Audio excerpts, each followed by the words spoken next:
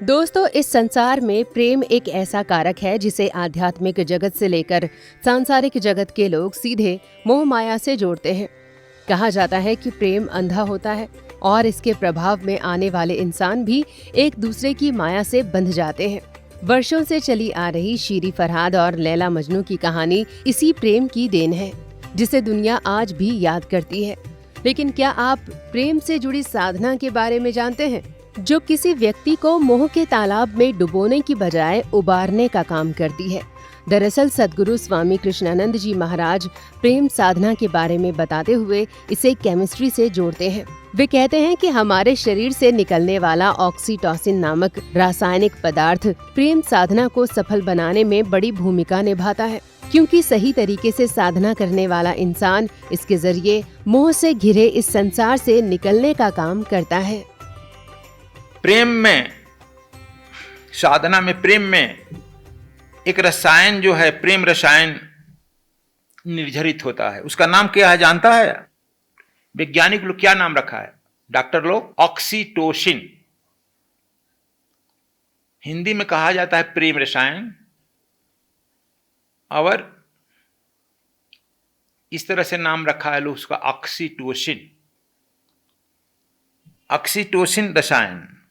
इसीलिए हम कहते हैं क्लास में कोई प्रश्न कल पूछने गया था, हम कहेंगे कि हम पूछेगा हमें चिट होंगे, बताएंगे नहीं, क्लास में ही बताते हैं।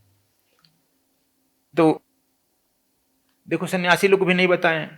जो ब्रह्मचारी सन्यासी हैं उनको हरदम इस तरह से बैठना चाहिए। तो यह क्या होगा, बायां हाथ जो है स्त्री का है, दाहिना हाथ पुरुष का है, दोनों संगम बैठ जाएगा, बैलेंस एनर्जी होगी। इसका दिमाग गड़बड़ाएगा नहीं तो ब्रह्मचारी लोग भी दिमाग गड़बड़ाने लगता है, किसी औरत की खोज करने लगता है ना जी। अब समझ गया? बुद्ध ने संन्यास दिया, इसलिए बुद्ध की प्रतिमा देखकर अनुकरण कर लेना चाहिए, लेकिन कभी नहीं किया अनुकरण, हमको बोलना पड़ा इस तरह से बैठना चाहिए। तुम लोग कभी इस तरह से नहीं बैठना चाहिए, लेकिन पब्लिकली अब नहीं बताते, आज बता दिए, इस तरह से बैठो। और आप स्त्री पुरुष भी, जो वंश चल गया, वंश के लिए हम लोग शादी विवाह करते हैं, ठीक है, पायस काम है। वंश चल गया तो एक स्थिति आती है कि अब हम लोग संपर्क नहीं करना चाहते हैं, तो दोनों स्त्री पुरुष को इस तरह से साधना करने में बैठना चाहिए। या जो लड़कियां शादी नहीं हुआ है, लड़के शादी नहीं हुआ है, उनको भी इसी तरह से करना चाहिए। या जो व्यक्ति 45 वर्ष के ऊपर आ गया है, उनके लड़के लड़की हो गए हैं, उनको भी इसी तरह से बैठना चाहिए। Do you follow? हम लोगों का खासकर परिवार की ये धारणाएं थी, परिवार की बात थी कि लड़का के जवान होते ही खड़ाऊ लोग पहन लेते हैं। खड़ाऊ माने ब्रह्मचारी। अभी तक थे, हमारे जनरेशन तक, कि जो कहते थे कि जो काम लड़का कर रहा है वही काम तुम भी करेगा। मूर्ख कहीं का। अब समझ गया? तो एक ऋषि परंपरा थी। और ये सब हम बता दिया आपको, बैठ गया, कहीं सुना नहीं ना होगा तुम लोग। दोस्तों, सद्गुरु प्रेम और साधना के सही तरीकों के बारे में बताते हुए कानूनी नियम को परंपरा से जोड़ते हैं। वे भगवान कृष्ण से जुड़ी एक कहानी को सुनाते हुए कहते हैं कि आज सोना, चांदी या जमीन के नीचे से मिलने वाली किसी भी मूल्यवान चीज पर राजा का अधिकार है। इसके पीछे की वजह आज के नियम नहीं, बल्कि सदियों से चली आ रही हमारी परंपरा है। और जमीन के नीचे का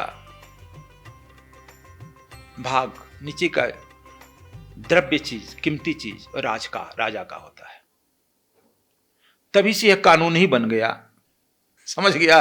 सब परंपरा पर कानून बना है। कानून ही बन गया कि जमीन के अंदर कोयला निकलता है सरकार का, पेट्रोल निकलता है सरकार का, माइंस जो निकलती है सरकार का, हो जाता है ना। ये कानून बन गया, लॉ में आ गया। सब हमारे पुरानपन परंपराओं पर ही कानून बना है। Do you follow? तो देखो, हम यह मैंने समय का प्रभाव पड़ा, तो हम लोगों को हरदम जो है अपने व्यक्तित्व को बचाने के लिए समय और स्थान और व्यक्ति हरदम ध्यान रखना चाहिए। गलत व्यक्ति के साथ मैं न उठूं बैठूं, गलत समय का मैं प्रयोग न करूं, गलत स्थान का मैं प्रयोग न करूं। अब तू देखो, कृष्ण जन्माष्टमी पर आया, इस भारत में 130 करोड़ जनता रहती है, कितने आए हैं कृष्ण जन्माष्टमी पर कृष्ण के तपस्या का स्थली पर?